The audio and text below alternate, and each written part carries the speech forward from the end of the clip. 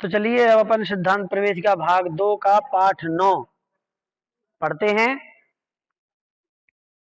आचार्य शांति सागर इस पाठ का नाम है, और इस पाठ में आचार्य श्री शांति सागर जी महाराज का संक्षेप में जीवन परिचय दिया हुआ है।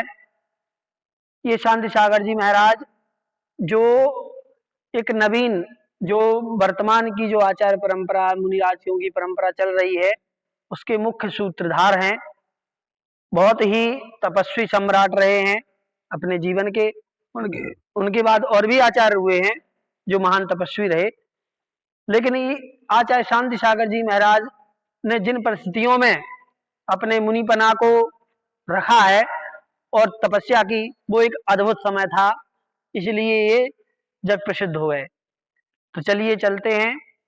जुलाई सन 1872 में दक्षिण भारत के बेलगांव जिले के भूज ग्राम के अंतर्गत एलगुल में भीम गोंडा पाटिल के घर में एक पुत्र का जन्म हुआ। उनकी माता का नाम सत्यवती था। अब यहाँ पर माता पिता दोनों के नाम आ गए। भीम गोंडा पाटिल पिताजी और सत्यवती नाम था माता का, और एलगुल इनके गांव का नाम है। भोजग्राम, भोजग्राम के अंतर्गत एलगुल स्थान बेलगांव जिला है। हाँ, ठीक है। दिगंबर जैन धर्म के मानने वाले होने से माता सत्यवती पुत्र को नित्य प्रति जैन मंदिर ले जाती थी और प्यार से इसको सत्य गौड़ा, मतलब सात गौड़ा कहकर पुकारती थी। सत्य गौड़ा के दो बड़े भाई थे, एक छोटा भाई था और एक बहन थी। दो बड़े भाई, एक छोटा भाई, तीन, और एक स्वयं चार, और एक बहन पांच। ठीक है, तो पांच भाई बहन का परिवार, और मम्मी पापा सात लोग हैं। बालक सात गौड़ा बचपन से ही पढ़ाई में प्रथम स्थान पर रहे। खेलकूद में भी, कैसा भी खेल हो उसमें प्रथम स्थान पर रहते थे, है ना। अच्छे लंबे कद काठी के थे वो। बालक सत्यगौड़ा ने कभी ऐसा कोई कार्य नहीं किया जिससे कभी उनको डांट या मार पड़ी हो। वह अपनी माता से नित्य प्रति तीर्थंकरों महापुरुषों की कथाएं सुनते थे। उनके घर में सदा दिगंबर मुनियों के त्यागी गणों के आहार हुआ करते थे। तो सात घोड़ा उनके दर्शन करते, सेवा करते, उनकी भक्ति करते थे, उनकी अच्छी अच्छी बातें सीखते थे, और मुनियों मुनियों को कमंडलू हाथ में लेकर मंदिर तक छोड़ने जाते थे। बालक सात घोड़ा जब बड़े हुए तब उन्होंने माता पिता से दीक्षा लेने की आज्ञा मांगी। पिताजी ने कहा कि हमारी समाधि के उपरांत ले लेना, मतलब हमें चले जाने तो फिर ले लेना। बाद में सात घोड़ा ने अपने माता पिता का विधि पूर्वक समाधि मरण कराया। इसके बाद फिर उन्होंने दीक्षा ली। उनको बचपन से ही धार्मिक कार्यों में ही रुचि थी तथा उनके भाव मुनि बनने के होते थे, इसलिए बचपन से ही भोजन मौन पूर्वक ही करते थे। दो बार से ज्यादा कुछ कभी खाते नहीं थे, खाते पीते नहीं थे, और बाजार का कुछ भी नहीं खाते थे। यदि भोजन में नमक आदि नहीं हो तो मांगते भी नहीं थे। युवा सात घोड़ा नित्य प्रति व्यायाम करते थे। उनकी ताकत ऐसी थी कि उनसे कोई भी जीत नहीं सकते थे। अन्याय अनीति से दूर रहते थे, कभी भी उन्होंने झूठ नहीं बोला। उन्होंने साधुओं की एवं माता पिता तथा असहाय लोगों की खूब सेवा की, इस कारण कभी बीमार नहीं पड़े। जो सेवा करते हैं बीमारों की, अपने बड़े जनों की, तो वो उनके और साधर्मियों की, मुनियों की, आरिकाओं की जो भैया वृत्ति सेवा करते रहते हैं, उनके भी बीमारियां दूर रहती हैं, यदि हैं तो वो जल्दी ही दूर हो जाती हैं। इसलिए सब कार्य अपन को करते रहना चाहिए।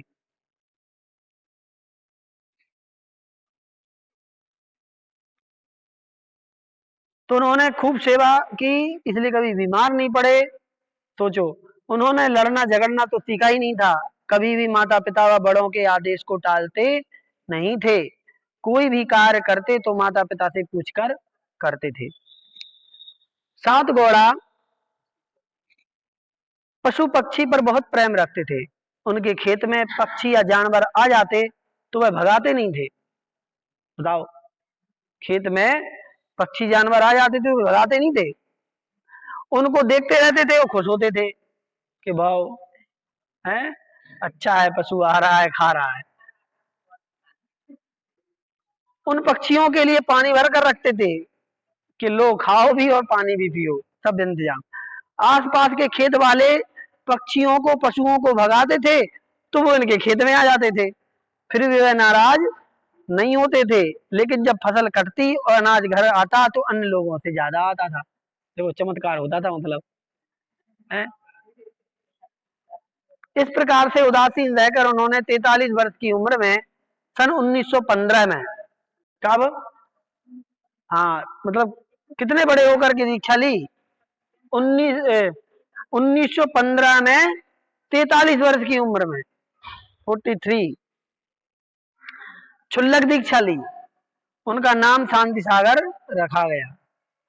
कुछ समय बाद उन्होंने गिरनार जी में नेमिनाथ भगवान के चरणों को स्पर्श करके अलग दीक्षा ले ली और मात्र लंगोट रखने का संकल्प लिया। गिरनार से लौट कर आए तो यरनाल मतलब दक्षिण भारत में दिगंबर मुनि दीक्षा ग्रहण की। आचार्य श्री शांति सागर जी गुफाओं में बैठकर भगवान का खूब ध्यान करते थे। ध्यान करते समय उनके शरीर से सर्प लिपट जाता था, बिच्छू छिपकली आदि शरीर पर चढ़ जाते थे, तो भी वो ध्यान को नहीं छोड़ते थे। शेर चीते आदि जानवर तो उनके पास आकर बैठ जाते थे, फिर भी वो डरते नहीं थे। इस कारण लोग उन्हें चारित्र चक्रवर्ती भी कहते थे। उन्होंने एक दीक्षा तो ली थी, हमने एक बार देखा तो था, हम खुद भूल गए। उन्होंने 35 वर्ष के मुनि जीवन में लगभग 27 वर्ष, 35 वर्ष का उनका मुनि जीवन है, उसमें से 35 वर्ष मतलब 9,938 दिन उपवास किए हैं। हाँ, ऐसे महातपस्वी आचार्य श्री शांति सागर महाराज ने 36 दिन की संलेखना पूर्वक समाधि मरण किया था। 36 दिन की संलेखना थी इनकी। जैन धर्म की सबसे बड़ी प्रभावना करने वाले आचार्य शांति सागर जी महाराज की जय हो। इनके बाद एक और आचार्य हुए, आचार्य नेमी सागर जी महाराज, जिन्होंने 11,000 उपवास किए हैं। और इनके उसके बाद आचार्य सनमत सागर जी महाराज हुए, वो भी महान तपस्वी सम्राट माने जाते हैं। हाँ, कुछ 2010 में जिनकी समाधि हुई है। हाँ, तो उन्होंने भी लगभग 9-10 हजार उपवास किए, बहुत उपवास किए। ऐसे ये 3 आचार्य महान हुए हैं। तो इस प्रकार से यहाँ पर अपना पाठ यहाँ पर समाप्त हो गया। चलिए ठीक है, तो आज इतना ही रहने देते हैं, ठीक है। प्रश्न उत्तर देख लेते हैं। सत्यगौड़ा का मुनि अवस्था का नाम क्या था? मुनि अवस्था का नाम, हाँ, आचार्य श्री शांति सागर महाराज। सत्यगौड़ा को डांट मार क्यों नहीं पड़ती थी? क्योंकि वो ऐसा कोई कार्य ही नहीं करते थे कि उनको कोई डांट पड़े। सत्यगौड़ा माता से क्या सुनते थे? हाँ, कथाएं, महापुरुषों की कथाएं सुनते थे। आप लोग सुनाते हो? हैं? सुनाते हैं? हाँ, तो जब अपन को आएगी तब तो सुनाएंगे, इसलिए पहले याद कर लेना। बस यूट्यूब पे लगा दी, आके सुनो बेटा। सोते समय उनको सुनाना चाहिए और सुनते सुनते सो जाएं ऐसे, तब वो आपको याद रखेंगी। जैसे आपको, आपने कभी सुनी होगी तो आपको याद होगी हमारी मम्मी ऐसी सुनाती थी, नानी दादी कोई भी। ऐसे जब आप सुनाते रहोगे तो आपको फिर बड़े होकर के याद करेंगे हमारी मम्मी सुनाती थी, ऐसा। सत्यगौड़ा के घर मुनि आहार लेने आते, तब वो क्या करते थे? कमंडल लेकर के उनको मंदिर तक छोड़ने जाते थे, उनकी सेवा करते थे। सत्यगौड़ा के खेत में पशु पक्षी आ जाने पर क्या करते थे? भगाते नहीं थे, उनके पानी का इंतजाम करते थे कि खाओ पियो। सत्यगौड़ा ने क्षुल्लक दीक्षा कब ली? 43 वर्ष की उम्र में। 1915 में क्षुल्लक दीक्षा ली। मुनि दीक्षा किन मुनिराज से ली?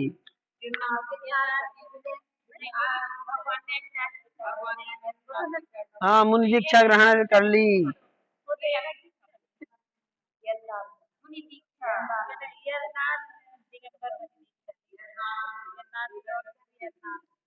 इनके गुरु का नाम यहाँ पे लिखा नहीं है, वैसे है।